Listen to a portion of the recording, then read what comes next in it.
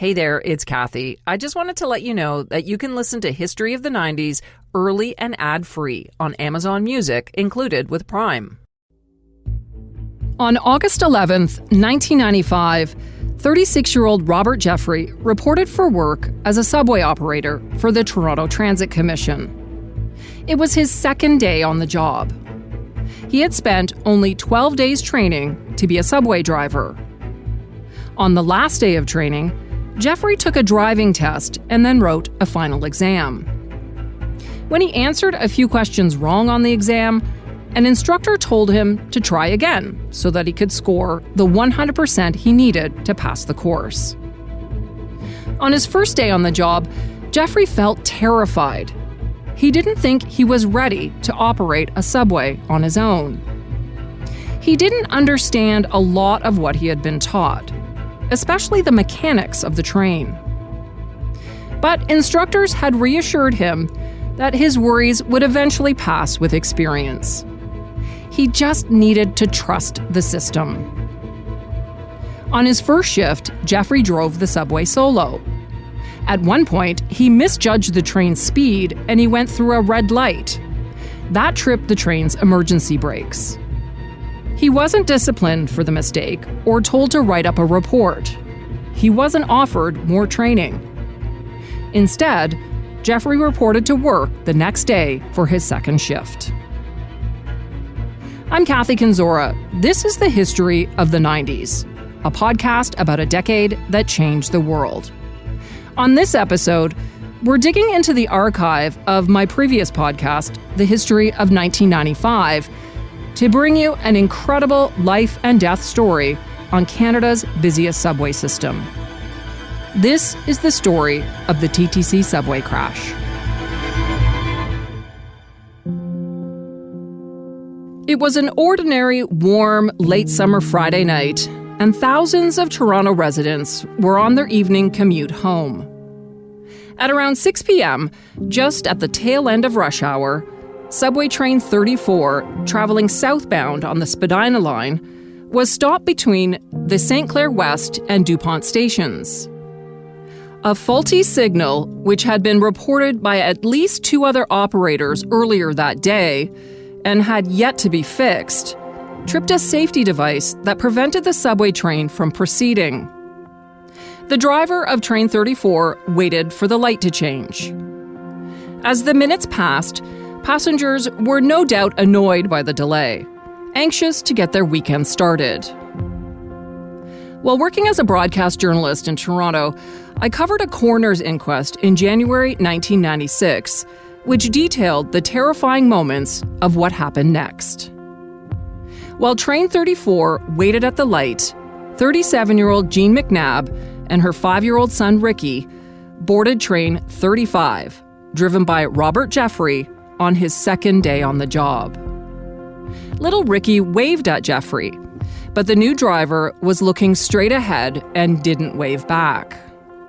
Like many young children, Ricky liked to ride at the front of the train so he could watch out the windows as they were speeding through the subway tunnels. But when they got on board, a young woman was already in that spot. So Jean and Ricky picked another spot right behind the driver's booth. When they left the station, they had no way of knowing that up ahead, Train 34 was still stopped at the faulty signal. Jeffrey received a yellow over green signal, which told him to proceed with caution because the next signal was red. Instead, Jeffrey proceeded at full power, about 50 kilometers an hour to the next signal, which was showing red. The inexperienced operator continued through the red signal without stopping. That red signal was equipped with a trip arm designed to stop any train that went through it. The arm was raised as it should be with a red light, but a design flaw prevented the trip arm from activating the brakes as Train 35 went speeding by. Jeffrey then went by the next signal, which was displayed in two locations to give operators a better view. Both of those lights were red. Again, Train 35 failed to stop, And tragically, at this signal, there was no trip arm. Train 35 began a long, sweeping turn in the Russell Hill Tunnel. And as it came to the end of the turn, Jeffrey saw the rear of Train 34 stopped on the tracks ahead at the faulty signal. Jeffrey screamed, he jumped from his seat, and he applied full braking power. But Train 35 rammed into the rear of Train 34, going at about 55 kilometers per hour. Jean McNabb heard the scream. She got scared, and she wrapped her arms around her son. Then she heard the metal screeching of the brakes. McNabb told her son to put his head down and close his eyes. Then she heard a loud bang. 34 under control. 34 under control. Response. Melvin Lumsden, the guard in the second-last car of Train 34, was the first person to call in the accident. He had been thrown to the floor by the impact and thought maybe a bomb went off. I don't know what happened. Is either something blew up or something hit us from the back. And a lot of my passengers are on the floor at this moment. I am trying to get back to the rear to see what's going on. Could you try and get us some help down here, please? People were trapped beneath seats and the aluminum frame amid broken glass and debris. There was blood running down the floor. People started screaming. The front of Train 35 and the rear of Train 34 were a massive tangle of crumpled metal, insulation, seat cushions, and the personal belongings of passengers. Train 35 had basically slid underneath Train 34, and there was a 15 to 20 foot overlap. Inside Train 35, Jean McNabb heard Ricky calling, "Mommy, Mommy," from somewhere in the dark. Following the collision, Jeffrey had ended up on top of her, separated by a chunk of metal and other debris. A metal pole had pierced her leg. Her son was pinned beneath her. With loud hissing all around her, she feared the subway might explode. She tried to comfort her son and assured him they would be rescued soon. She reached through a hole in the debris and held hands with Jeffrey until the rescuers arrived. Jeffrey also tried to comfort young Ricky with words of encouragement. For 45 minutes, they waited in the dark for rescuers to arrive. The young Vietnamese woman that was sitting in the front seat where Ricky wanted to sit was 22-year-old Huy Xian Lin. She had come to Canada just a year earlier to marry her husband and worked at an upholstery factory as a seamstress. She was on her way home from working overtime the night of the accident. Her entire lower body was trapped in the wreckage, but she was still alive.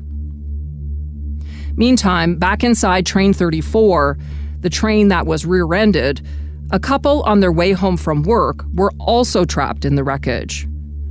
37-year-old Roberto Reyes was pinned from the waist down, and 33-year-old Christina Reyes was almost completely covered in debris. A young man who had been sitting beside the Filipino couple before the crash spoke to Roberto in his native tongue in an effort to calm him down. The young man could only see Christina's arms in the wreckage. He tried to wake her up, but there was no response. Melvin Lumsden, the subway guard who called in the accident, made his way back to the last car to assess the damage. Then he waited with Roberto for help to arrive. Roberto kept asking him where his wife was. He was unable to see that she was lying lifeless on the floor beside them in the dark, covered in debris.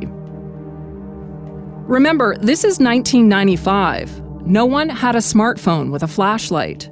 And the TTC had denied a request earlier that year to supply subway operators with flashlights, so it was pitch black inside the subway car.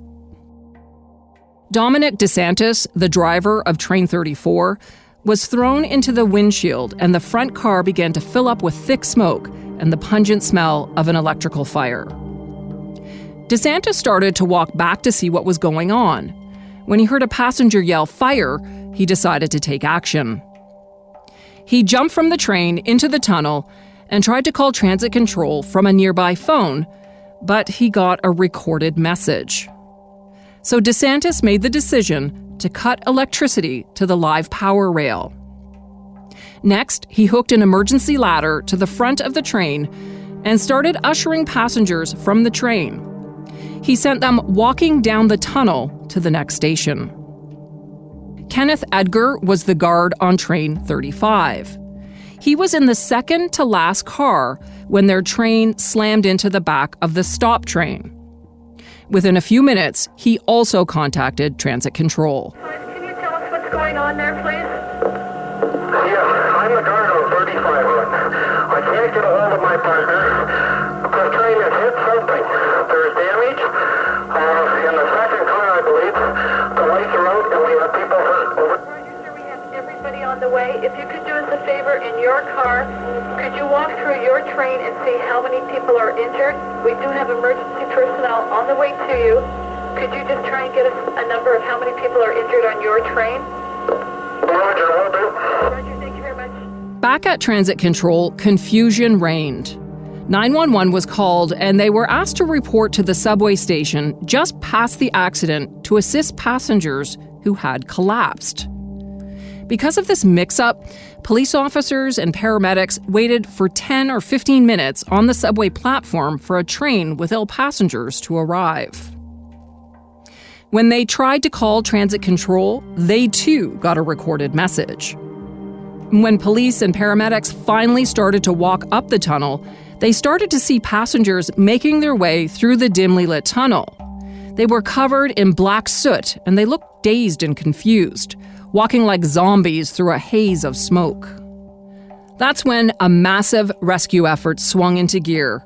And for the next 8.5 hours, 115 firefighters, 100 paramedics, and 130 police officers would work to free 7 passengers trapped in the wreckage. When they arrived at the crash site, it was a scene of utter devastation. There's a lot of confusion down there. Police officers tell me the wreckage is considerable to the 2 vehicles, and much of the damage and much of what remains of the vehicles or the rail cars is unrecognizable. Rescuers could hear trapped passengers groaning and screaming, and there was twisted metal everywhere. They walked through train 34 to the last car, but couldn't get past. The impact had caused the 2 trains to balloon up and out, filling up the entire tunnel. The mangled wreckage completely blocked the tunnel and the air vents.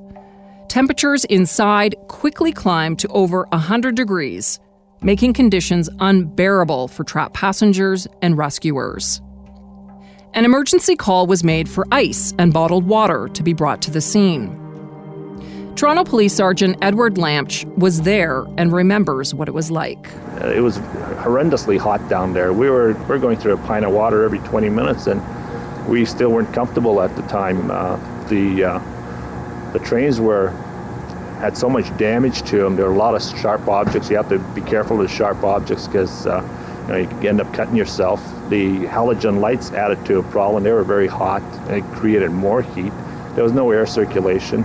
Overall, it was just a pretty poor environment to work in, but everybody down there gave all they had and much more. Nobody wanted to leave. Adding to the stifling heat and darkness, portable radios weren't working down in the subway tunnel. And requests for medical supplies and firefighting equipment had to be conveyed by runners from the crash scene to the surface. Having no direct communication with the surface made it impossible for paramedics tending to the trapped riders to talk directly with a doctor at the hospital about the victims' conditions. Passengers on train 35 had to escape by going to the back of that train and then walking through the dimly lit tunnel to an emergency exit. However, that exit opened up to a wooded ravine. They had to scramble up the ravine and ended up in a quiet neighborhood, to the surprise of residents who quickly sprang into action to help the wounded. Down in the tunnel, rescuers used their bare hands to pick through metal to free the 7 people trapped in the wreckage. It took nearly 2 hours to free the driver, Robert Jeffrey, along with Jean McNabb and little 5-year-old Ricky. Emotions ran high when all 3 were safely evacuated. They all escaped with non-life-threatening injuries. Jeffrey, miraculously, suffered only a broken collarbone, broken ribs, and abrasions. They still have 4 trapped down there, 2 deceased and 2 who are in very serious condition, although they are able to get to them and provide them with emergency medical assistance. I had heard earlier, speaking to an ambulance commander, that they were really concerned about the difficulty to move them out. I had spoken to one police officer who had crawled through the wreckage, and he indicates that it's difficult to determine where the first car of one train ends and the last car of another train begins. But the wreckage is substantial. Rescue efforts were getting nowhere with 23-year-old Hui Xian Lin, who was at the front of Train 35 when it slammed into the stopped train. Remember, she was pinned from the waist down under a pile of debris, but she was conscious. Firefighters cradled her head and whispered words of encouragement to her, while others tried to free her. Paramedics didn't call a doctor to the scene right away because her condition was stable, and firefighters kept saying they would get her out soon. Her blood pressure dipped once, but paramedics were able to stabilize her by providing fluids. They didn't realize she was slowly bleeding to death because a large gash to her ankle wasn't visible under the debris. 4 hours later, doctors were finally called from a nearby hospital. By now, Hui Xian Lin had lost a lot of blood, and a doctor was needed to give her a blood transfusion. Dr. Andrew McCallum received the call at home around 10 p.m. He was the head of emergency services at Sunnybrook Health Science Center. Remembering the Oklahoma City bombing earlier that year, where doctors had to amputate a woman's leg to free her from the rubble, Dr. McCallum brought his surgical equipment, including a bone saw, just in case. Well, being in the tunnel was pretty horrific. It was hot, it was dangerous, there's wreckage everywhere. There was seen like nothing I'd ever seen before. I usually work in lighted, safe areas, relatively safe emergency departments, so this is totally outside my usual experience. Dressed in surgical scrubs, Dr. McCallum crawled through the wreckage to get to the trapped woman. When he got to Lynn, she was still conscious, but anxious and confused. She was also in shock, having lost 40 to 50% of her blood. After repeated blood infusions failed to improve her vital signs, Dr. McCallum knew that Lynn was in danger and she wouldn't survive much longer. 50 minutes after arriving on the scene, in the cramped conditions, Dr. McCallum amputated Lynn's leg with a firefighter saw. But it was too late. Her breathing and heart rhythm quickly deteriorated as she fell into the final stages of shock. She died just before midnight, 6 hours after the crash. The 2 firefighters who had been cradling her head broke down and had to be lifted from the tunnel by colleagues. Later, Dr. McCallum admitted that if he was called sooner, he may have been able to save her life.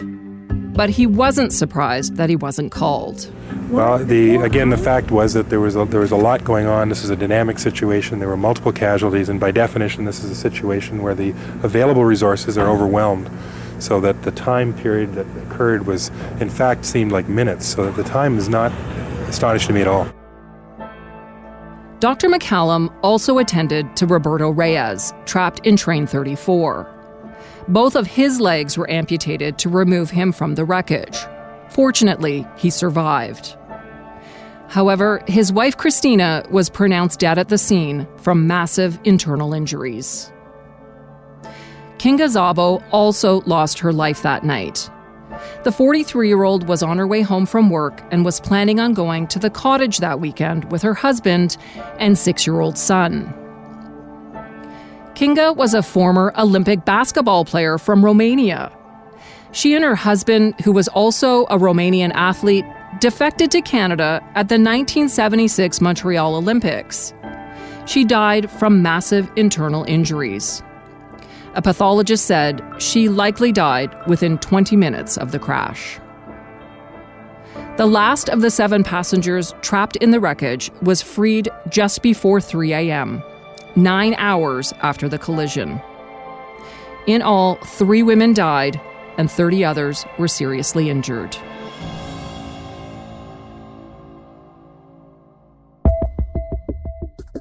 When the sun came up the next day, the task of cleaning up the wreckage began in earnest. Sweat, hand tools, and brute force were used by teams of TTC employees, along with Toronto fire crews and police officers. They took turns underground at the painstaking and difficult task of separating the twisted metal of the 2 subways. They hauled wreckage out of the ground, bit by bit, to separate the 2 trains. Air Canada donated a portable air conditioning truck to pump cool air into the tunnel, providing a bit of relief from the 100-degree temperatures. The first task was to remove 4 cars from Train 35. Those 4 cars would be moved back along the track to a nearby subway yard. Then, around 2 p.m., 20 hours after the accident, the trains were finally separated by diesel trains that were used to pull them apart. They were towed to the subway yard where they were placed under police guard. 8 days later, the Spadina line of the Toronto subway system reopened. The first subway halted at the crash site for a moment of silence. Then the train continued south, blaring its horn through the stretch where the twisted wreckage of the trains had been. The Toronto Star reported in 1995 that an inspector was on board that train, riding at the front window, making sure it did not bypass any red signals. During the 9 days since the crash, the TTC had tested 879 trip arms throughout the system. At least 1 other faulty trip arm was found.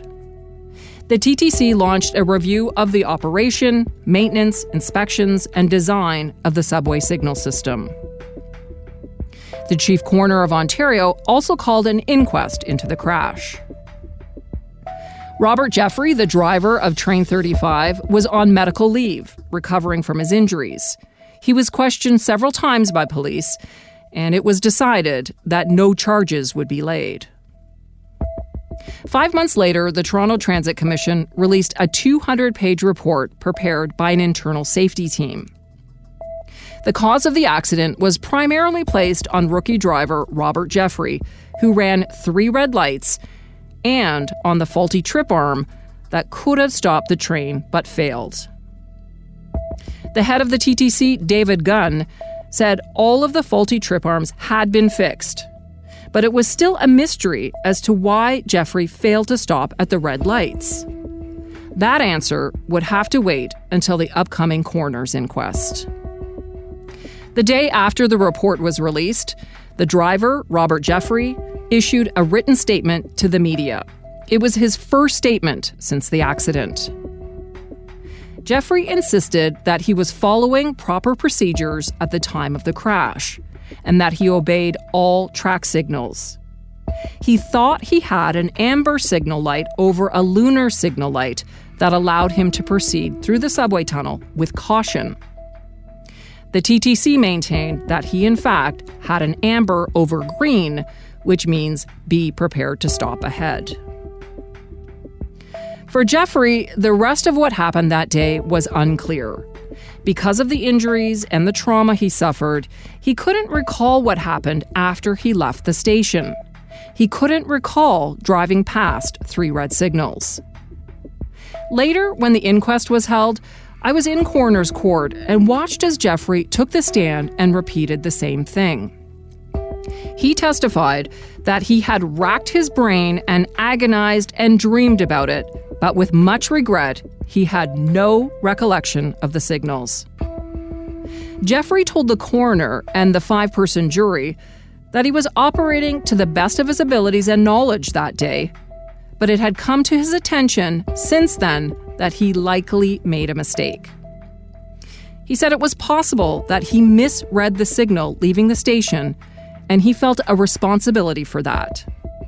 He testified that he has never ever said that he was totally blameless. On the stand, Jeffrey appeared very likable.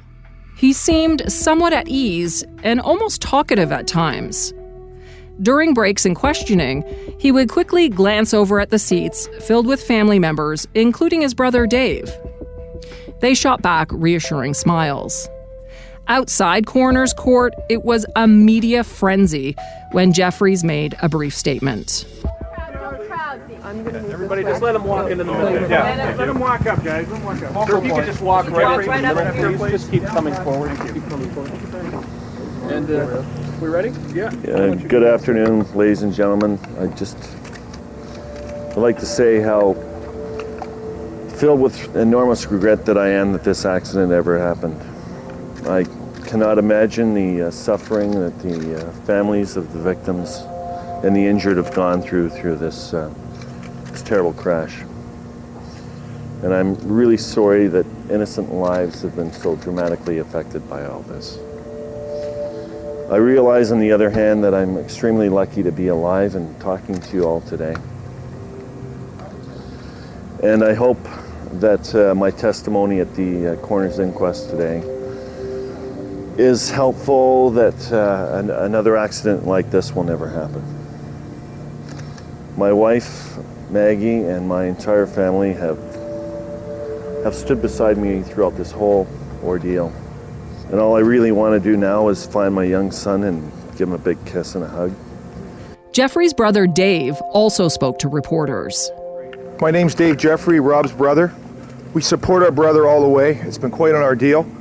We want to express our deepest sympathies to the victims and their families.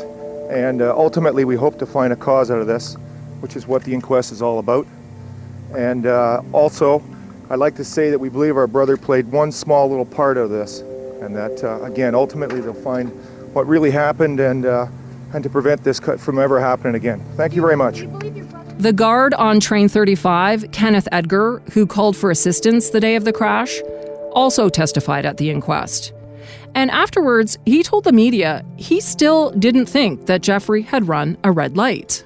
Well, having the experience and the fortune of working with Rob, he was not a careless type of a person. I will take probably to my grave the gut feeling that Rob never did anything wrong, but I can't prove it. So do you think he went through 3 red lights or not? I think, as I testified in there, I think he had favorable signals. Frank Gomberg, the lawyer for Kinga Szabo's husband, said Jeffrey's claim that he couldn't remember what color the lights were was hard to swallow. He also said that Jeffrey was trying to make himself out to be a victim. And I find that a little bit difficult to relate to. I mean, Mr. Jeffrey is the guy who went through the reds. My client's wife was killed. Mr. Reyes was badly hurt, and Mrs. Reyes was killed, and Mrs. Lynn was killed, and Mr. Jeffrey portrays himself as the victim.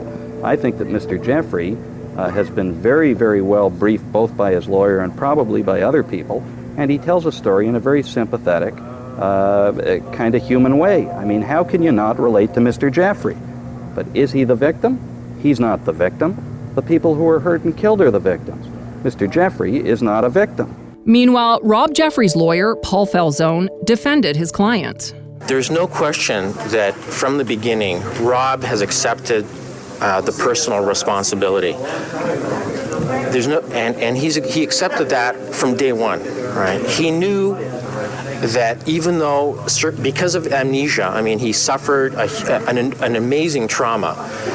He couldn't remember everything, and I'm telling you, that was the reality of it. I can tell you, the Rob Jeffrey you saw on the stand was the real Rob Jeffrey. He's a caring, conscientious individual.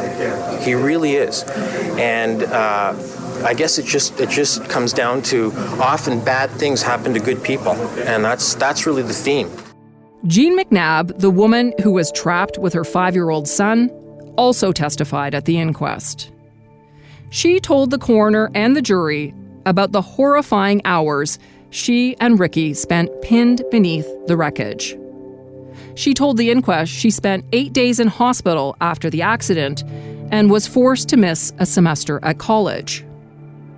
McNabb was now back at school, but would never go on a subway ever again. Her son Ricky was still very frightened and upset about what happened, and he slept with the lights on because of nightmares. McNabb did not want to speak to the media after her testimony, but her lawyer, Murray Miskin, spoke on her behalf. She is very sympathetic to Mr. Jeffrey's situation and the degree of blame which Mr. Jeffrey has received. She can't really speak as to his role in the causation of this accident. Obviously, he had something to do with it in the way he drove, but there were other aspects as well. But she's very sympathetic to Mr. Jeffrey and the help and guidance and compassion he showed when they were trapped together in that train. Who does she blame? She doesn't really blame people. She says every day she hears more and more of what went wrong, and every day she becomes less interested in getting back on the subway. It's like everything went wrong. The Crown prosecutor then dropped a bombshell at the inquiry. He said the TTC had been warned by 2 outside consultants about problems with signal maintenance and transit control just 3 months before the crash. The reports which outlined these problems had not been read by senior management.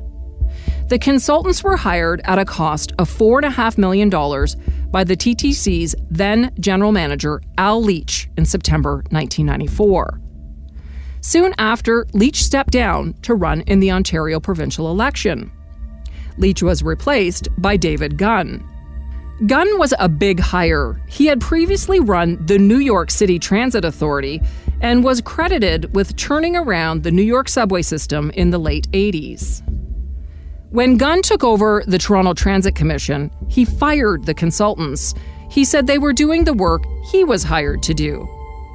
The consultants delivered their reports to Gunn anyway, but according to the Crown Attorney, Chris Punter, the reports appeared to have been buried in a box somewhere, totally ignored, unread by anyone. They only came to light when the consultants themselves contacted investigators looking into the crash. David Gunn said at no point did the consultants ring the alarm bell about what was in the reports, so he had no reason to believe they contained anything related to safety. He said they weren't trying to hide the reports from the inquest and that they had been sent over to the coroner's office a month after the accident. He thought the coroner's office must have lost them. A closer look at one of the reports proved Gunn was right.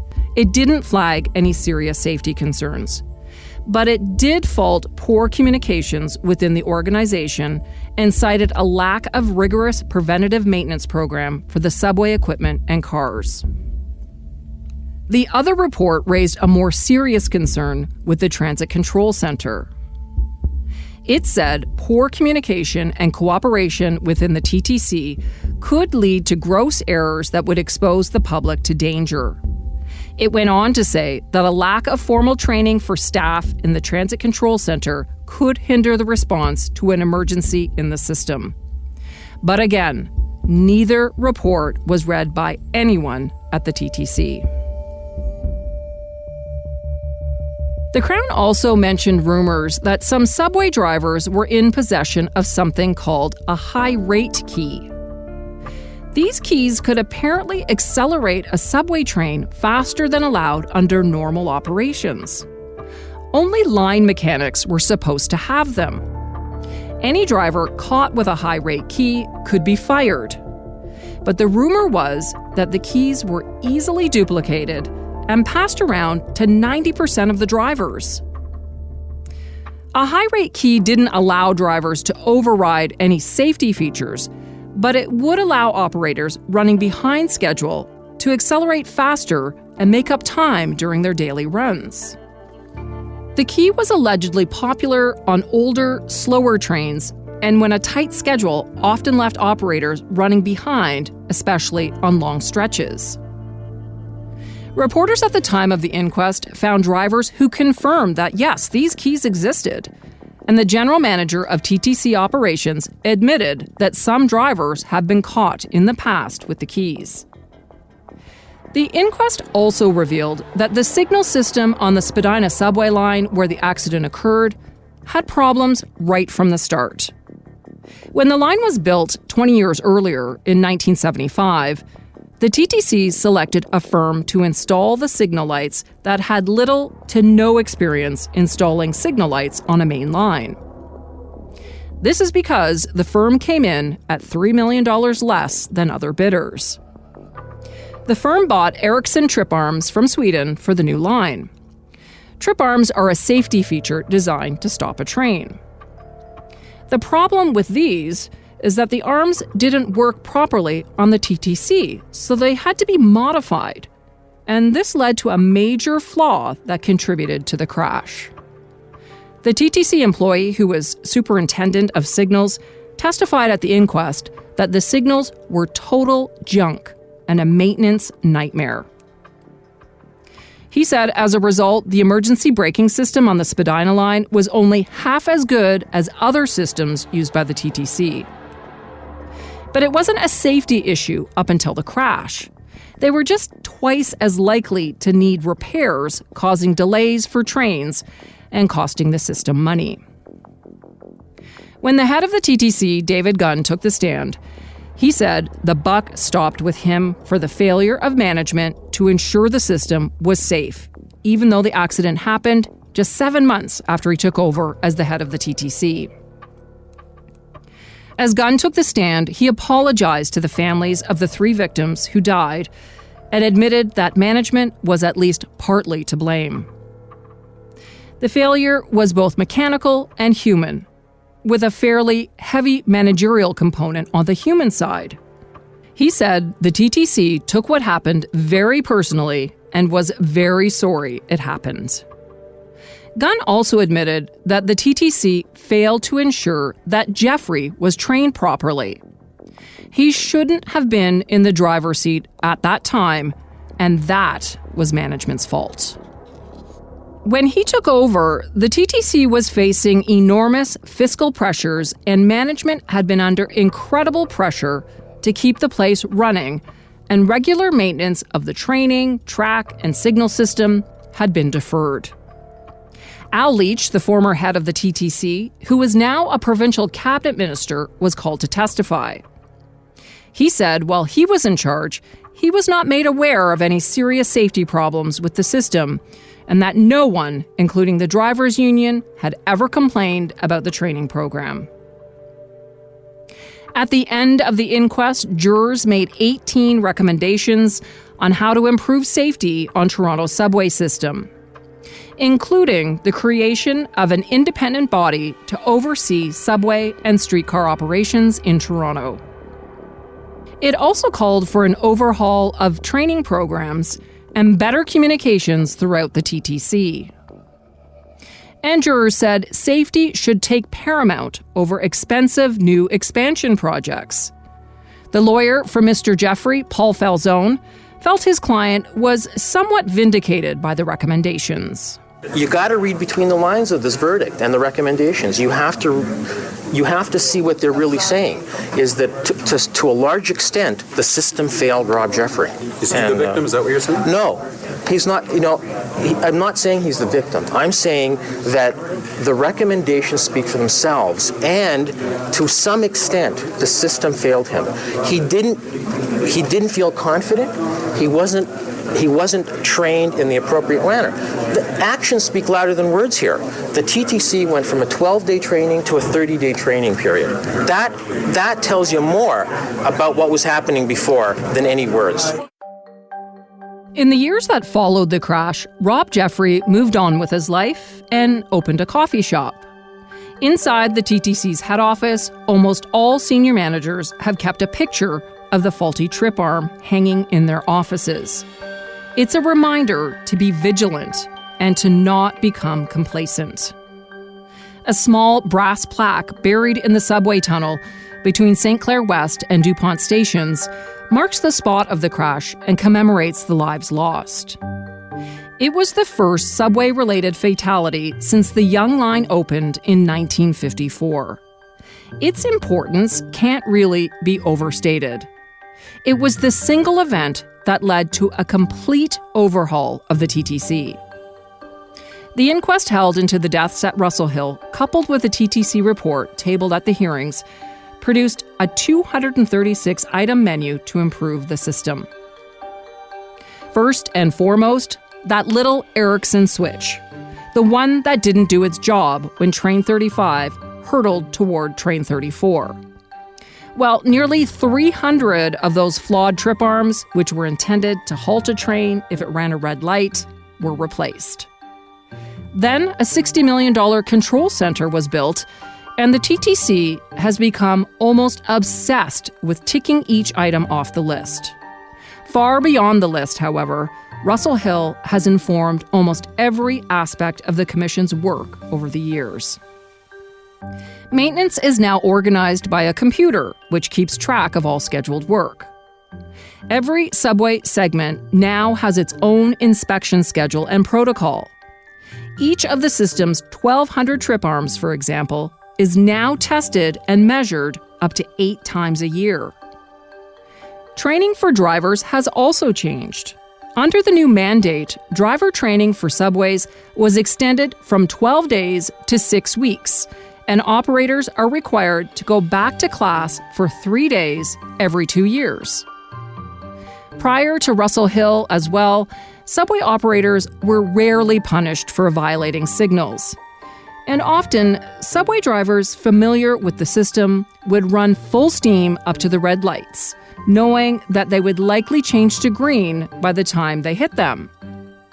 Today, new onboard technologies allow transit control officials to monitor each subway train, and every signal violation is treated as a serious offense. Drivers who blow through 3 stop signals in any 12-month period are banned from subway operations for 2 years.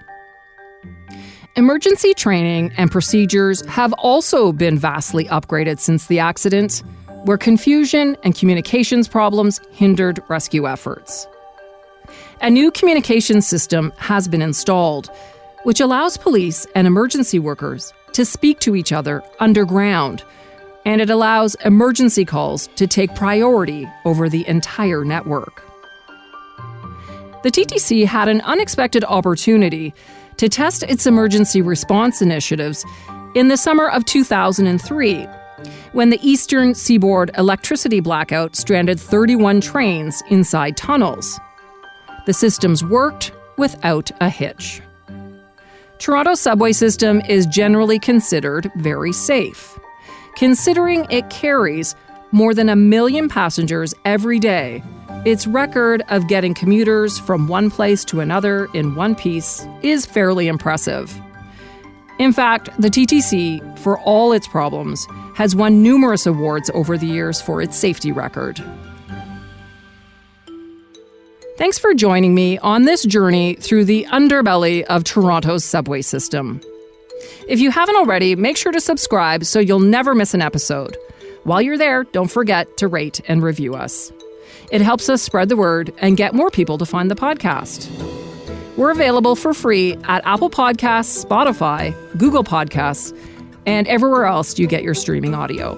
You can also listen at curiouscast.ca.